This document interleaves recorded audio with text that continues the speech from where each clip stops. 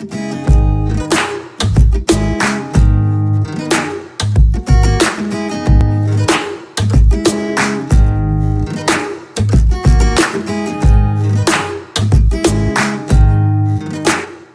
everyone, welcome back to Audico's Hub.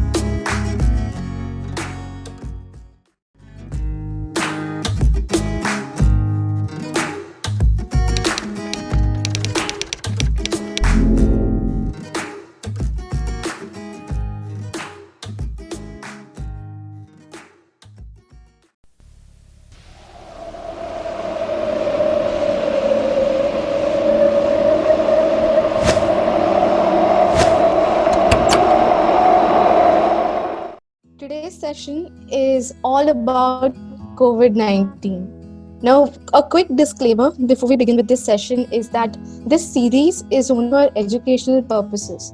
So, referring to this series for medical purposes is strictly not advisable.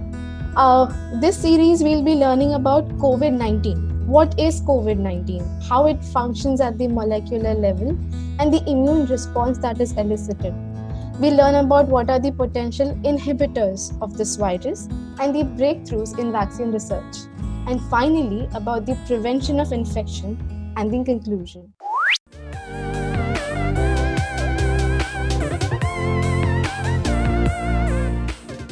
Before we move on to what is coronavirus, we need to know what are RNA viruses since coronavirus is an RNA virus.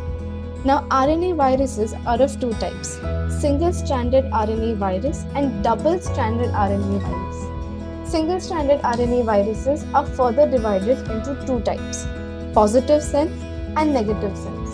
The positive sense RNA can be directly translated into viral proteins, while the negative sense RNA serves as a complementary strand for the synthesis of mRNA, which is then translated. Now, again, in negative sense, we can see that there are two types, the segmented and the non-segmented RNA. The segmented RNA allows for new combinations of the viral RNA segments.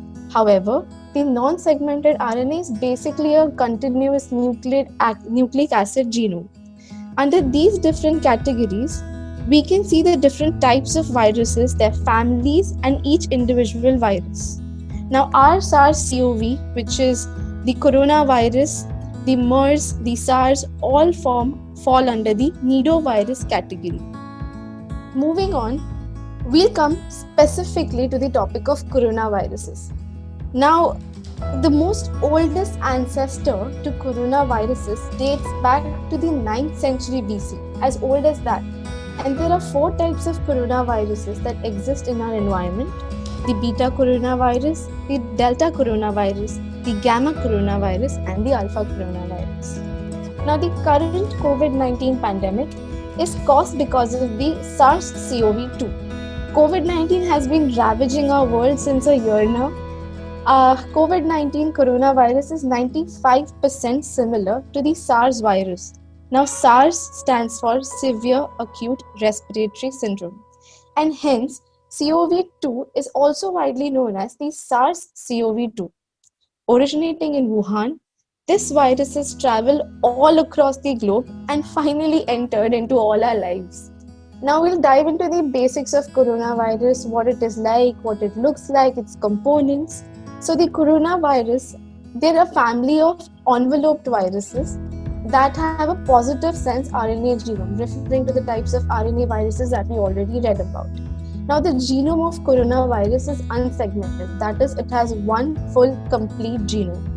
7 known coronaviruses infect humans currently, and they range from 27 to 32 kilobases. Now, the first 2/3 of the coronavirus genome encodes for ORF1ab polyprotein, which further helps to encode RDRP, that is RNA-dependent RNA polymerase.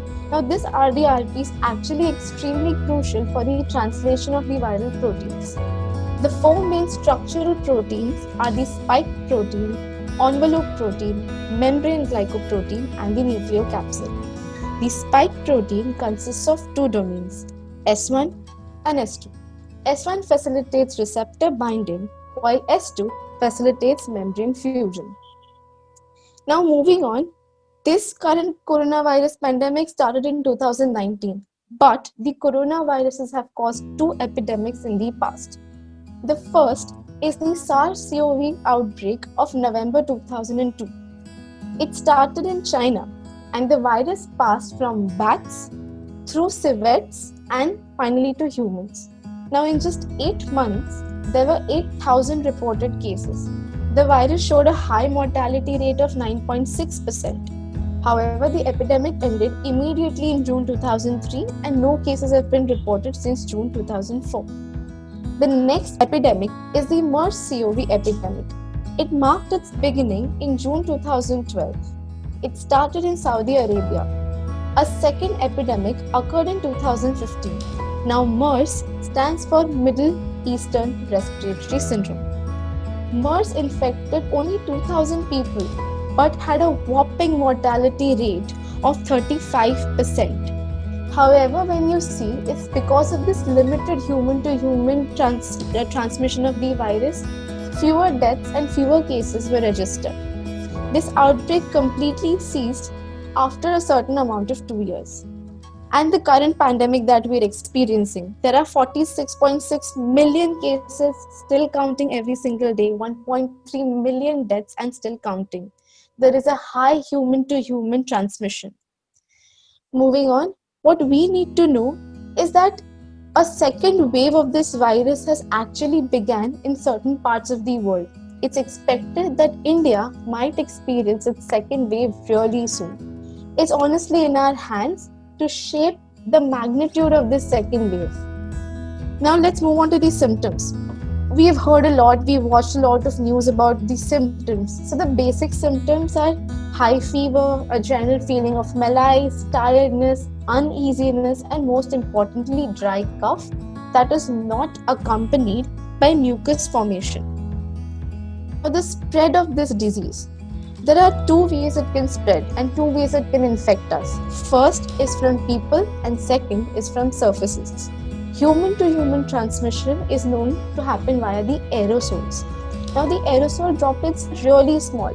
If you see one single droplet, it's around 5 to 10 micrometers, but aerosols are less than 5 micrometers. So just a quick trivia question here, guys.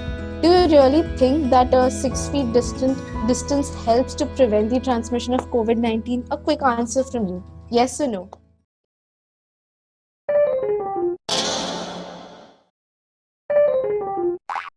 Unfortunately, no. Even a 6 feet distance cannot prevent you from catching this disease. If you come in contact with someone who's even breathing heavily, let alone coughing and sneezing, you can actually be infected by this virus. So guys, the only way out is please wear a mask. Just do it. The next way is fomites. Fomites are basically surfaces and materials that are capable of transmitting this virus by the deposition of virus on the surface. So they can be our common objects like clothes, utensils, furniture, and the fact that COVID-19 is viable for 72 hours on clothes, on plastic, on stainless steel, that's a scary fact now.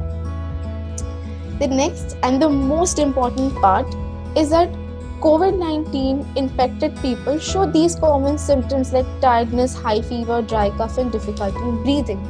What we fail to understand is the uncommon manifestations of COVID-19, and these are loss of taste and smell. About 80% people who were infected with COVID-19 experienced a varying loss of sense and smell, taste and smell, and some even experienced permanent loss of the same.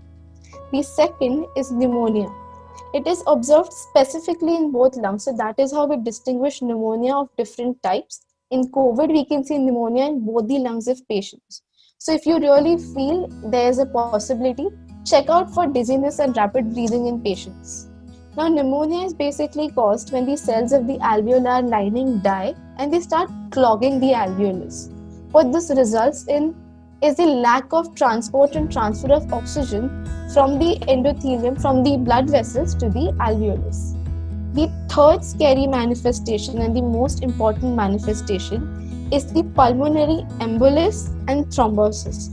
Now, emboli are basically blood clots that are observed in the veins of the leg in COVID-19 patients. Many hundreds of autopsies actually have shown major clots in the lungs, referring to it as pulmonary thrombosis. And finally, in the endothelial cells, that is the cells of the blood vessels. Why this is important to know is because certain patients experience pain in the peripheral parts of their body and fail to recognize the embolus, which finally may cause death. And the fourth symptom, personally speaking, I have experienced this last week, is happy hypoxia.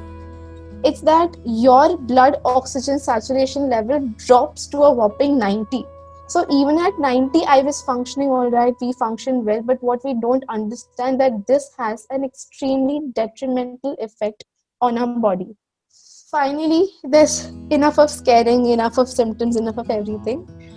The good news is that worldwide, 80% of the people recover from this disease without needing any special treatment.